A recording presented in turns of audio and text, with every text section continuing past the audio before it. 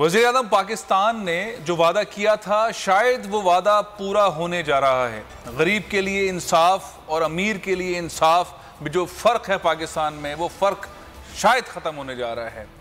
SHO अब पढ़ा लिखा होगा, BA पास SHO होगा, उसके पास उसके थाने के अखराजात भी होंगे।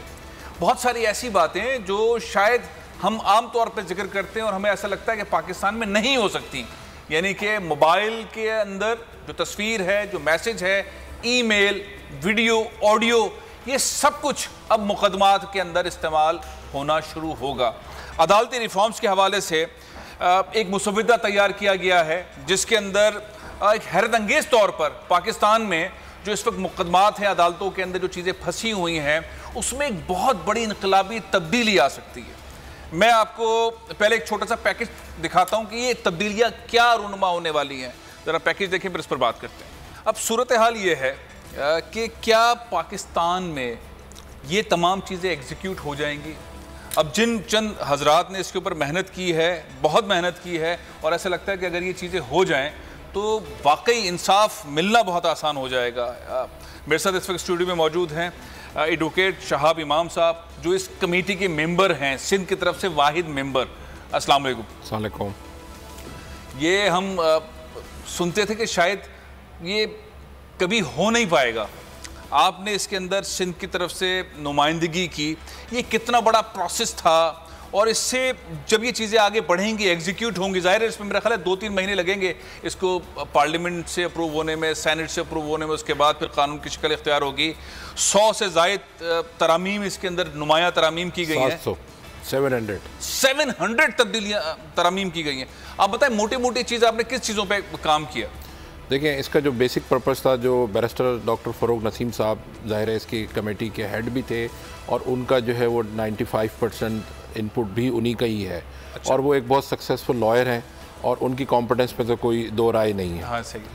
तो उन्होंने जो है ये मौका दिया कि मैं भी इसका पार्ट बनूं, और ये तकरीबन पिछले साल मार्च में ये सारी कमेटीज़ वगैरह बनी थी इसमें, और तमाम स्टेक होल्डर्स को और तमाम बार एसोसिएशंस को इस पे ऑन बोर्ड किया गया था, और इनपुट उनसे मांगा गया था। कहीं से आया और कहीं से नहीं आया।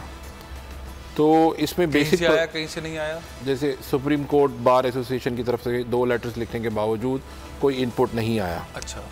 तो बहरहाल जो लीडिंग जितने भी इसमें लॉयर्स थे और काउंसिल्स थे, उन सब का इनपुट लिया गया, तमाम स्टेक होल्डर्स का लिया गया। पुलिस से बहुत सारी मीटिंग्स हुई पुलिस ऑफिसर्स के साथ और डिस्ट्रिक्ट मैनेजमेंट के ऑफिसर्स के साथ, चूँकि वो भी पब्लिक ऑफेंसेस को वो देखते हैं, रेगुलेटरी जो ऑफेंसेस जिनको हम कहते हैं, और रिटायर्ड जजों से इसका इनपुट लिया गया।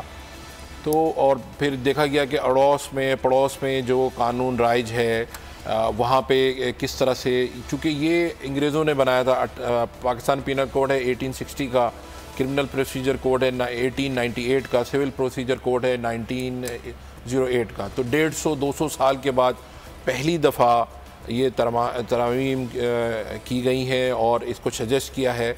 इसका बेसिक पर्पज़ ये है कि जो जस्टिस है वो डिनाई ना हो, चूँकि justice delayed is justice denied. और होता ये है कि चीज़ें फंसी रहती हैं, और हमारी अदालती निज़ाम जो है, क्रिमिनल जस्टिस सिस्टम जो है वो चोक हो गया because of number of so many number of cases. और फिर पुलिस की जो आपको पता है कि जो थाना कल्चर है, वहाँ पे जो छित्रोल और लित्रोल और इस तरह की जो आप जाएं तो लगता नहीं है कि वो अजीब खत्म हो जाएगा क्या? अच्छा, ये जो आपने बताया कि 100 नुमाया तब्दीलियाँ नहीं हुई बल्कि 700 के करीब तरमीम आपने तजवीज़ की हैं, ताज़ीरात पाकिस्तान के अंदर की हैं, ज़ाब्ता फौजदारी में की हैं, कानून शहादत में की हैं, 700।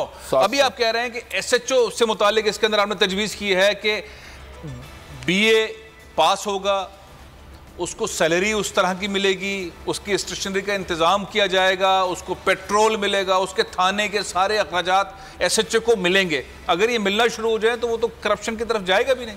वो चित्रोल की जो आप बात कर रहे हैं वो तो देखिए, मैं खुद सिविल सर्वेंट रहा हूँ और बहुत अर्ली एज में मैंने सिविल सर्विस ज्वाइन की थी, और जिस वक्त ज्वाइन की थी उस वक्त जो सैलरी थी हमारी वो थी 3,300। 3,300, ये क्या बहुत पुरानी बात है? जी, ये 1995 की बात मैं बात कर रहा हूँ। तो 90% ऑफिसर्स जो हैं, जो सिविल सर्विस में आते हैं या जो सरकारी जॉब में आते हैं, उनकी सैलरी कम और होती है। नहीं, से इस बात को मानना चाहिए, मगर हालात से मजबूर होके और वो फिर बहुत सारी लेफ्ट राइट देखने लगते हैं। जिंदा रहने के लिए आपको उनको एक खास सिस्टम ऐसा है कि वो करप्शन की तरफ आते हैं। करप्शन की तरफ आते हैं, नहीं आते, मगर ये है कि वो जिंदा रहने के लिए कुछ ना कुछ हाथ पैर चलाते हैं। तो जिंदा रहने के लिए हाथ चलाते हैं, आप वो ये कानून देखें के खिलाफ जाते हैं। जाहिर है अगर उनकी सैलरी 50,000 रुपए है या 1 लाख कानून के खिलाफ नहीं जाते वो।